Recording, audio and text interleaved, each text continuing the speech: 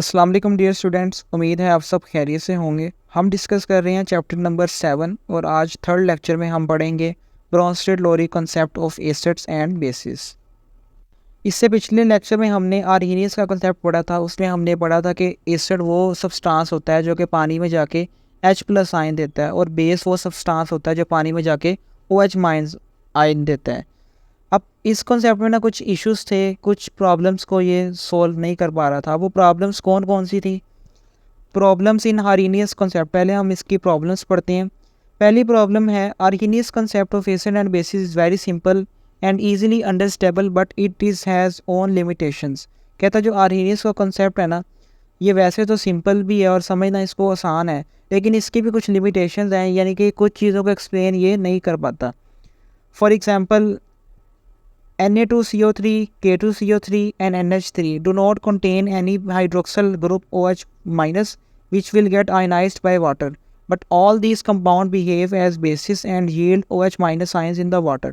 अब आर्हीनियस ने ये बात कही थी कि जो बेस है वो ऐसा सब्सटेंस होगा जो आपके पानी में जाके OH- आयन देगा, और जो OH- आयन नहीं देगा तो वो बेस नहीं होगा। लेकिन बाद में कुछ ऐसे बेसिस आए जिनमें OH- आयन है ही नहीं था। मसलन Na2CO3 इसमें OH- नहीं मौजूद, इसी तरह K2CO3 में भी नहीं मौजूद, NH3 में भी OH- आयन मौजूद नहीं है, लेकिन इसके बावजूद ये क्या होते हैं, ये बेसिस होते हैं। अब इस बात को आर्हीनियस एक्सप्लेन नहीं कर सका, तो पहला इशू ये था।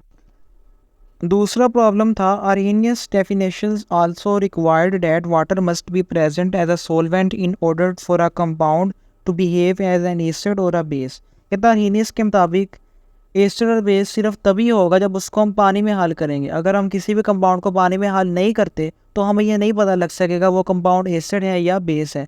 तो पानी की उसने शर्त रखी थी कि पानी सॉल्वेंट के तौर पे मौजूद होना चाहिए, तभी हम एसिड और बेस का पता लगा सकते हैं।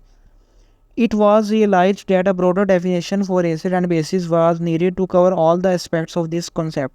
अब बाज़ दफ़ा पानी मौजूद नहीं होता, लेकिन इसके बावजूद कुछ कंपाउंड एसिड और बेस के तौर पे एक्ट भी करते हैं, तो इस बात को भी आर्हीनियस एक्सप्लेन नहीं कर सका। तो इसलिए ज़रूरत थी कि कोई नया कॉन्सेप्ट लाया जाए जो कि ये जो प्रॉब्लम्स आ रही हैं इनको भी हल कर। अब इनके कॉन्सेप्ट के मुताबिक एसिड और बेस क्या है, पहले हम डिफाइन करते हैं एसिड को। An acid is a substance that donates a proton. Acid वो सब्सटेंस है जो कि पानी में जाके प्रोटॉन को डोनेट करेगा। प्रोटॉन का फार्मूला क्या होता है? H+। that this definition requires that to behave as an acid or a compound must have a proton to donate। तो कहता है इस कंसेप्ट के मुताबिक वही कंपाउंड एसिड के तौर पे एक्ट करेगा जो कि क्या दे सकेगा? प्रोटॉन, यानी H+ आयन दे सकेगा। The condition of the presence of water during the donation was however eliminated. तो यहाँ पे कहता है शर्त खत्म हो गई कि पानी में हम हल करें। All Arrhenius acids are just Bronsted Lowry acid as well as for example HCl। तो कहता है जितने भी आर्हीनियस के एसिड है ना, वो सब के सब एक्चुअली में क्या होंगे? ब्रोंस्टेड-लोरी एसिड, मसलन HCl। अब HCl आर्हीनियस के मुताबिक भी एसिड है और HCl ब्रोंस्टेड-लोरी के मुताबिक भी एसिड है। It dissociate in water to give H+ and Cl-। It also donates H+ to H2O forming H3O+ ions. तो अगर HCl को पानी में हम हल करेंगे तो वो एक तो H+ आयन देगा और साथ में क्या देगा? Cl- ion. तो वो जो H+ आयन है ना, वो वाटर के साथ मिलकर क्या बना देगा? H3O+ आयन बना देगा। अब हम डिफाइन करते हैं बेस को। अ base is a substance that accepts a proton. कहता बेस वो सब्सटेंस है जो कि प्रोटॉन को एक्सेप्ट करेगा। एसिड वो सब्सटेंस है जो प्रोटॉन डोनेट करेगा, देगा, और बेस है वो उस प्रोटॉन को क्या कर लेगा? एक्सेप्ट कर लेगा। For example OH- ion, Cn- ion, NH3, Cl-, all are bases because they have the ability to accept a proton. कहते हैं ये जो सारे एग्जाम्पल्स हैं ना, ये सारे बेसिस के तौर पे काम करेंगे क्योंकि इन सब के पास एबिलिटी है कि ये प्रोटॉन को एक्सेप्ट कर सकते हैं। Note that accept OH- ion all the other species are not Arrhenius bases. कहता है OH- को निकाल के जितने भी ब्रोंस्टेड-लोरी के नज़दीक बेसिस है ना, आर्हीनियस के नज़दीक वो बेसिस नहीं है। मसलन NH3 की बात करें, NH3 को लोरी ब्रोंस्टेड बेसिस कह रहा है, लेकिन आर्हीनियस उसको बेस नहीं कह रहा क्योंकि उसमें OH- आयन मौजूद नहीं है। All the Arrhenius bases are Bronsted Lowry bases as well. कहता है जितने भी आर्हीनियस के बेसिस है ना, उनको ब्रोंस्टेड-लोरी भी बेसिस कहते हैं। मसलन NaOH, अभी ये आर्हीनियस के नज़दीक भी बेस है और ब्रोंस्टेड के नज़दीक भी बेस है। दूसरी बात है all Bronsted Lowry acid and bases are not Arrhenius acid and bases. कहता है जितने भी ब्रोंस्टेड लोरी के नज़दीक एसिड और बेस है ना, वो आर्हीनियस के नज़दीक एसिड और बेस नहीं है। मसलन NH4+ की बात करें तो ये आर्हीनियस के मुताबिक एसिड नहीं है। इसी तरह NH3 की बात करें तो ये आर्हीनियस के मुताबिक बेस नहीं है, बल्कि ब्रोंस्टेड लोरी के नज़दीक ये बेस मौजूद है।